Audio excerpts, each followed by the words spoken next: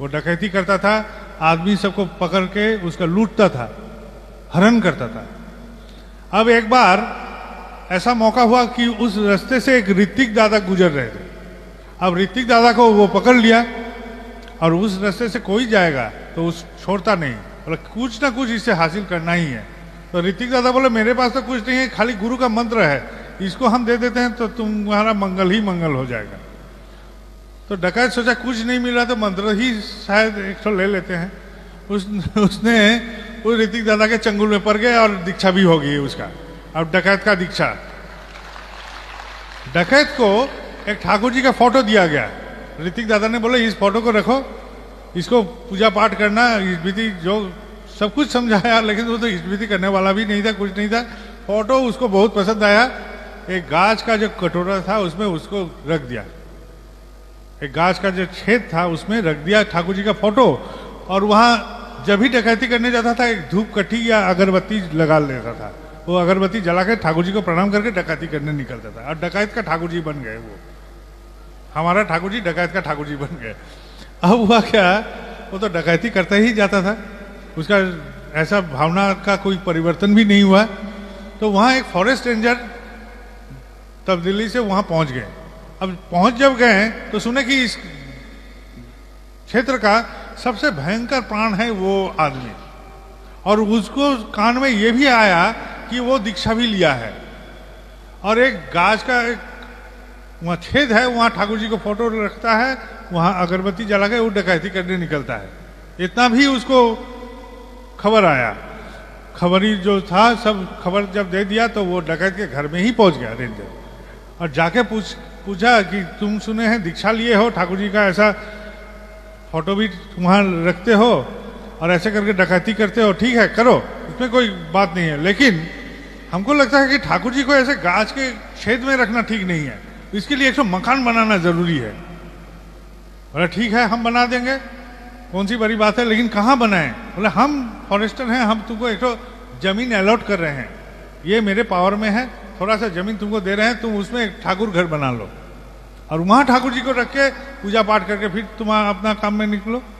तो ठीक है, वो मान गया। अब रेंजर बोलता है ठीक है, लेकिन इस जो मकान बनाओगे गुरु का मकान, ये डकैती के पैसा से नहीं होगा, तुम आदमी के घर में जाना पड़ेगा, भिक्षा करना पड़ेगा, गुरु का दया की कथा बोलना पड़ेगा, भिक्षा करना पड़ेगा, उस पैसा को एकत्रित करके इस मकान को बना पाओगे। तो वो भी मान लिया। अब वो घर घर में जाता था, ठाकुर जी के दया का कथा बोलता था, और बोलते बोलते वो भिक्षा भी करता था कि देखिए मैं अपना गुरु के लिए एक तो घर बनाना चाहता हूँ, मंदिर बनाना चाहता हूँ, एक तो केंद्र बनाना चाहता हूँ, आप हमको मदद कीजिए। सब कोई कुछ ना कुछ दे देता था। वो क्रम में उस ठाकुर घर बन गया, ठाकुर घर बन गया, ठाकुर जी प्रतिष्ठित हो गए, लेकिन उस आदमी का संपूर्ण परिवर्तन हो गया। वो अब डकैती नहीं करता था, वो ठाकुर जी की दया की कथा बोलता था। यह है ठाकुर जी की लीला, यह है ठाकुर जी की लीला। जिस घट में, जिस प्राण में एक बार प्रवेश करे, वो यदि उसको स्पर्श को कायम रखते जाए तो उसका परिवर्तन होगा ही, और मंगल में ही परिवर्तन होगा।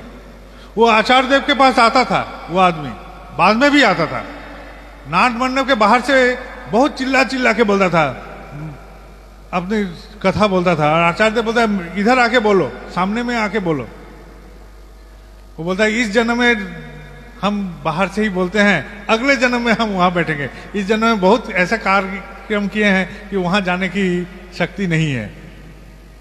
उस आदमी का देहांत हो गया, लेकिन हम बोल रहे हैं एक परिवर्तन की कथा, एक आदमी का बदलाव की कथा। इस बदलाव कैसे संभव हुआ कि वो ठाकुर जी को स्पर्श किया, ठाकुर जी उनमें स्पर्श किए, इसलिए उनमें परिवर्तन हुआ।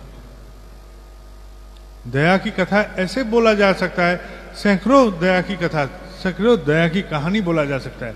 इन दया की हम एहसास करते हैं, हम सब कोई एहसास करते हैं, कभी ना कभी दया हमारा जीवन में भी स्पर्श करता है, कभी कभी जागरूक होकर वो दर्शन देता है वो दया, लेकिन हम बयान नहीं करते हैं, हम मौन रहते हैं, हम कथा को अपना ही जहन में दफना के रख देते हैं, बोलते नहीं हैं।